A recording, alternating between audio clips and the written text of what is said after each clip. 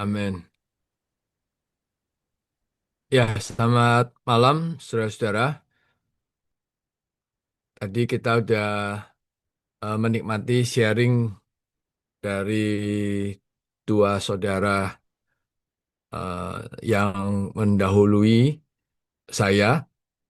Maka saya ingin menyimpulkan dan berbagi saja bagaimana berita besok betul-betul menjadi supply bagi kaum saleh yang mendengar dan ada beban rohani dan juga setelah dibagikan, saudara-saudari pulang tahu apa yang harus dipraktekkan.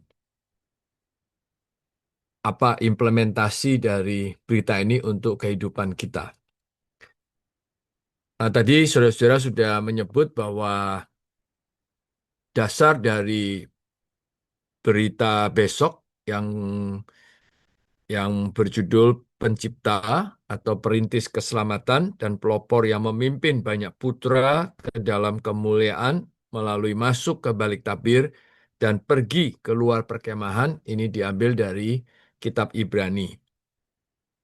Memang sebaiknya kita mengajak saudara-saudari membaca terlebih dulu dasar ayat Alkitabnya. Ibrani pasal 2 ayat 10 sampai 11, Ibrani pasal 6 ayat 19 sampai 20, dan Ibrani pasal 13 ayat 13. Saudara-saudara, saya menyederhanakan dengan 3 poin saja. Poin pertama adalah dari apa yang kita baca di kitab Ibrani ini, kita perlu mengenal siapa Kristus kita. Karena melalui mengenal Kristus, kita bisa mengalami, menikmati, dan mengekspresikan Kristus. Maka kita perlu sedikit penjelasan mengenai latar belakang kitab Ibrani. Kitab Ibrani ditulis untuk orang-orang Ibrani, yaitu mereka yang berlatar belakang orang-orang Yahudi yang dahulu ada di dalam agama Yahudi atau Yudaisme, tetapi mereka sudah beroleh selamat. Nah, sayangnya latar belakang mereka itu masih mempengaruhi mereka, sehingga mereka masih mengunggulkan, menjunjung seperti menjunjung malaikat, Musa, Harun, perjanjian lama, yang mana mereka masih merasa hal-hal ini masih baik. Mereka masih mengapresiasi semua yang mereka dulu pernah junjung tinggi di agama mereka. Namun, penulis Ibrani menyajikan bahwa Tuhan Yesus yang adalah Kristus, dia jauh lebih unggul dari semua itu. Dia jauh lebih unggul dari malaikat, dari Musa, dari Harun, bahkan dari perjanjian lama. Nah, mengapa Yesus ini jauh lebih unggul? Karena dia bukan sekedar manusia biasa. Dia adalah perintis keselamatan. Karena dia telah melewati proses.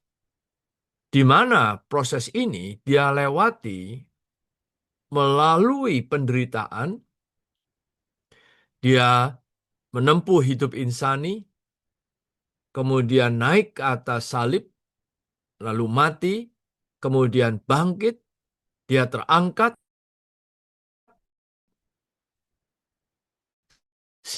sehingga dia sebagai manusia ini masuk ke dalam kemuliaan.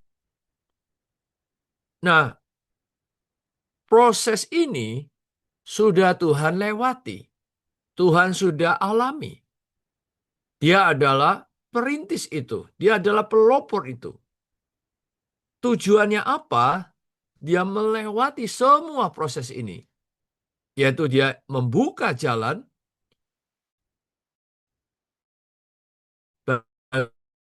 bagi setiap kaum berimannya untuk jalan yang sama dengan dia mencapai kemuliaan. Karena itu, penulis Ibrani yang sesungguhnya adalah Rasul Paulus seolah-olah mengatakan kepada orang-orang Ibrani ini bahwa apapun yang kalian junjung tinggi di dalam Yudaisme, agama Yahudimu yang terdahulu, ada yang lebih unggul, ada yang jauh lebih berharga, lebih mustika, yaitu Yesus yang kita percaya ini. Dia jauh lebih mulia. Dia adalah ekspresi Allah. Dia yang telah melewati proses penderitaan sampai dia masuk ke dalam kemuliaan. Sehingga dia melampaui dari segala yang dijunjung oleh orang-orang yang berasal dari Yudaisme ini. Dan proses Tuhan ini adalah untuk membawa kita sebagai banyak putra, sebagai kaum beriman, juga berjalan di jalan yang pernah dia lewati untuk masuk ke dalam kemuliaan itu. Nah, ini poin saya yang pertama, yaitu kita mengapresiasi Kristus di dalam kitab Ibrani, sekaligus menyajikan latar belakang dari kitab Ibrani itu sendiri. Nah, sekarang masuk ke poin yang kedua. Lalu, apa yang Tuhan lakukan agar kita bisa masuk ke dalam proses kemuliaan, proses dimuliakan? Proses yang Tuhan lalui sudah selesai, sudah rampung. Dan proses yang Tuhan lalui itu adalah untuk memulai proses yang dia mau kerjakan di atas diri kita, yang adalah banyak putra ini, yang adalah kaum beriman ini. Nah, saudara-saudara, prosesnya adalah pengudusan. Maka di dalam berita ini kita diperlihatkan ada 7 langkah tahap pengudusan. Ini sangat penting. Setiap kaum beriman harus tahu. Karena saat inilah Tuhan mengerjakan di atas diri kita 7 tahap pengudusan. Dan di dalam 7 tahap ini ada beberapa sudah selesai Tuhan kerjakan di atas diri kita. Pertama adalah pengudusan pencarian. Ini adalah pengudusan mula-mula yang membawa kita melalui pencarian kita didapatkan oleh Allah. Sehingga kita bertobat. Sehingga kita berbalik kepada Allah dan percaya kepada Dia. Saudara, ini adalah pengudusan awal yang kita sudah alami. Nah, tahap kedua, dia melakukan pengudusan penebusan, yaitu pengudusan posisi. Melalui kita bertobat, percaya kepada Dia, kita dipindahkan dari Adam ke dalam Kristus. Dipindahkan dari kerajaan gelap kepada kerajaan terang. Puji Tuhan. Bukankah ini juga sudah Tuhan kerjakan di atas kita? Lalu, tahap ketiga adalah pengudusan kelahiran kembali. Melalui kita percaya, kita dibaptis, dilahirkan dari air dan roh, Tuhan melahir ulangkan kita. Roh kita ini diperbaharui. Dan benih kemuliaan yang adalah Tuhan Yesus itu sendiri ditaburkan di dalam roh kita. Nah, ini juga sudah Tuhan kerjakan. Nah, sekarang yang sedang Tuhan kerjakan adalah tahap yang keempat, yaitu pengudusan pembaruan, dan tahap kelima, pengudusan transformasi. Pembaruan ini lebih kepada pembaruan pikiran, dan transformasi ini lebih kepada transformasi keseluruhan jiwa kita, yaitu pikiran, emosi, dan tekad kita. Yang mengandung makna adalah bagaimana membiarkan benih kemuliaan ini melalui pembaruan dan transformasi, dia bertumbuh, dia berkembang di dalam jiwa kita. Maka kita perlu memiliki hati yang lemah lembut. Karena seperti di Matius pasal 13, kalau hati kita keras seperti di pinggir jalan, hati kita penuh dengan batu-batu, hati kita penuh dengan semak duri. Ini tidak mudah. Benih kemuliaan itu bisa bertumbuh dan berkembang. Inilah proses yang Tuhan sedang kerjakan di atas diri kita. Ada proses yang sudah Tuhan kerjakan. 3 tahap pengudusan di awal. Nah, pengudusan 4 dan 5 ini adalah yang Tuhan sedang kerjakan hari-hari ini di atas diri kita. Di dalam kita. Tujuan utamanya adalah benih kemuliaan itu harus bertumbuh, berkembang dari dalam roh ke dalam jiwa kita. Nah, ini untuk mempersiapkan kita ke tahap ke-6 dan ke-7, yaitu tahap pengudusan penyerupaan. Pengudusan penyerupaan ini kita dibentuk memiliki gambar Kristus. Kita diserupakan dengan gambar Kristus yang mulia. Sehingga kita menjadi ekspresi Kristus. Dan sampai tahap penuhnya adalah kita mengalami pengudusan pemuliaan. Dari roh dilahirkan kembali, jiwa kita ditransform, diserupakan dengan gambar Kristus, sampai pada akhirnya tubuh kita ditransfigurasi. Maka pada saat Tuhan datang kembali, kita sepenuhnya masuk ke dalam kemuliaan. Kita berbagian di dalam kemuliaan, yaitu kita menjadi ekspresi Allah yang penuh. Allah melalui kita termanifestasi sepenuhnya, tanpa hambatan, tanpa halangan apapun. Nah, ini adalah poin kedua, yaitu apa yang Tuhan mau kerjakan di atas kita untuk membuat kita berbagian dalam kemuliaan. Nah, sekarang poin yang ketiga. Nah, poin yang ketiga ini lalu apa kerjasama di pihak kita? Nah, kerjasama di pihak kita perlu meneladani Tuhan. Yang disebut di kitab Ibrani pasal 6 dan pasal 13. Yaitu bahwa perintis ini, dia berada di balik tabir. Nah, balik tabir itu mengacu dia berada di dalam ruang Maha Kudus. Karena kemuliaan Allah memang berada di dalam ruang Maha Kudus. Nah, kemudian kita juga meneladani Tuhan untuk keluar dari perkemahan. Nah, tentu ini ada 2 hal yang berbeda, tapi menjadi satu kesatuan, karena kita melihat di dalam kitab Ibrani, teladan Tuhan adalah dia berada di balik tabir, di dalam ruang Maha Kudus, dan dia juga keluar dari perkemahan menanggung kehinaan. Nah, teladan Tuhan inilah yang harus kita teladani hari ini untuk menjadi kerjasama kita terhadap proses pengudusan Allah di dalam kita. Di pihak Allah, Allah menguduskan kita. Nah, di pihak kita harus melakukan 2 hal. Yaitu, selain hati kita perlu digemburkan, memiliki hati yang lembut. 2 hal ini adalah yang pertama, kembali ke balik tabir. Yaitu apa? Perlu kembali ke dalam roh. Karena ruang Maha Kudus hari ini ada di dalam roh kita. Nah, di dalam kitab Ibrani, penulis Ibrani berkali-kali memanggil, berkali-kali menyerukan agar orang-orang Ibrani menyeberang dari pelataran luar ke dalam ruang kudus, bahkan ke ruang Maha Kudus, untuk menjamah takhta kasih karunia.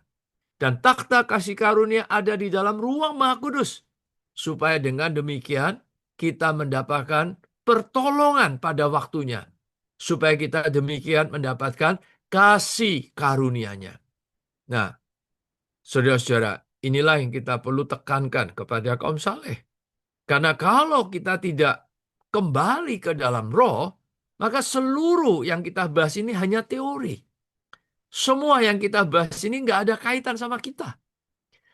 Hanya ketika kita di dalam roh, maka seluruh kebenaran ini menjadi pengalaman kita. Bahwa apa yang telah Tuhan rampungkan, dia sudah masuk ke dalam kemuliaan. Dan sekarang dia sedang mengerjakan kemuliaan itu di dalam kita. Hanya terjadi ketika kita di dalam roh. Maka kita perlu memiliki waktu-waktu yang khusus. Waktu-waktu pribadi. Bersekutu dengan Tuhan. Secara intim. Secara pribadi. Secara hangat. Ya, boleh melalui menyeru nama Tuhan. Berdoa. Mendoa bacakan firman. Berkidung. Kita memiliki persekutuan yang manis. Di dalam roh. Di dalam ruang Maha Kudus. Itulah yang disebut di balik tabir. Nah, yang kedua, ini juga penting. Kita harus meneladani Tuhan untuk keluar dari perkemahan.